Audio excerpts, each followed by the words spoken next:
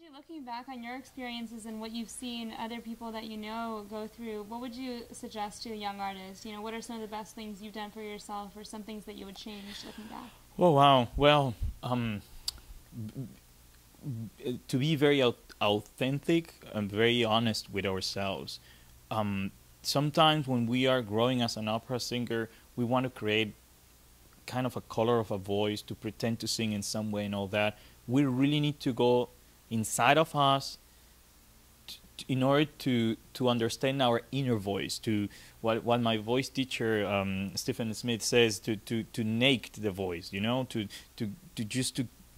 see how the voice sounds by itself, without mechanism, without the creating something in your mind that is gonna, maybe it yourself is saying, oh, this is the best way of singing, but there's something inner that says to you, you are doing too much to create that beauty. Beauty doesn't need to be that complex. It's just something that spontaneously comes out. And it's very hard. It's very easy to say that. And everybody's in the process. I'm still in the process to getting to know myself and how that voice is going to be getting set free. But that's that.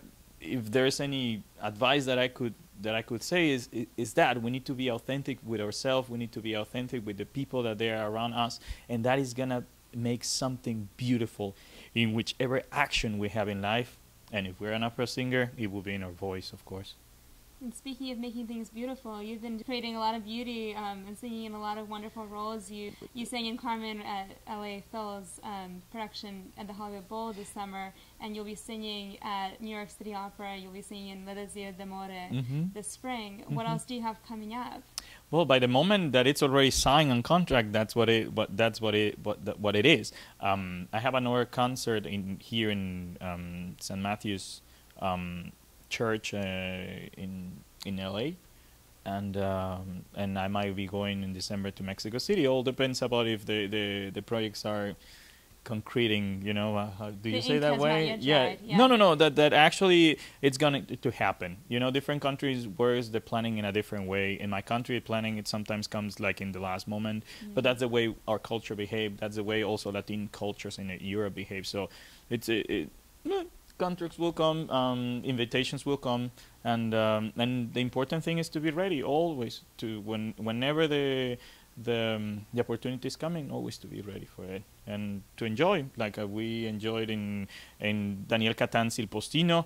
It was a very interesting experience, because everybody was hating me because the character was hateful, and it was interesting that even I hate myself acting that kind of role, because this politician, this corrupt politician, he was evil. He was evil. He didn't even he was just going for the votes of the people, and that's it. He didn't care about if he was going to shut down the project of the water for this little village and all that kind of stuff. But even that I was hating myself, I mean that character, not myself, but that character. That was the way I was needing to do my job, and it seems that they like it, because most of the people that I have found outside of the theater, they say, "Oh my God, I really hate you." But it was not because of the singing; it was because of the actions of that character that were not very, very nice. How do you connect with a character like that? How do you live? You know, how do you experience that when you're such a nice person? There's always a conflict, and it's interesting that you're saying that. Thank you for saying that I'm a nice person. They used to say a lot of that in my schools. They were always saying, you know, you're such a nice person. How is that you're gonna be performing evil characters? Because most of the baritons' roles are evil. They really make miserable the life from the tenor and for the soprano too. But it's acting. It's acting. You see it everywhere. You can see politicians being very, very evil. People in our countries being evil, and there's, as there's sweetness in a human person, there's also bitterness, and there's also angriness, and it's just to find what would trigger that kind of feeling for you to react to the situation that you are surrounded by. You know, you can actually be a very nice person, and the actions of you being a nice person can be bad for some people that are surrounding you. So it's very interesting how you can manage how this wolf dressed as a sheep can be dealt with. You know, how can be recreated and performed. So that's most of it. But I always say it. Always when I'm doing an evil role, the important thing is that the evil role never think that he's evil. He's just being natural. You know, that's an interesting approach. He's never, because if you try to perform evilness when you are really evil, you are like overacting. You just need to be natural and just to say that's what I want. I don't care if that is gonna affect the life of somebody else, but that's what I want and that's what I'm gonna do. And that's how it works. Well, for me, that's the way that I try to build it up. That's it. Sorry. And that's a really funny aspect of the human experience, isn't it? Nobody really thinks that they are evil themselves. Yes, exactly.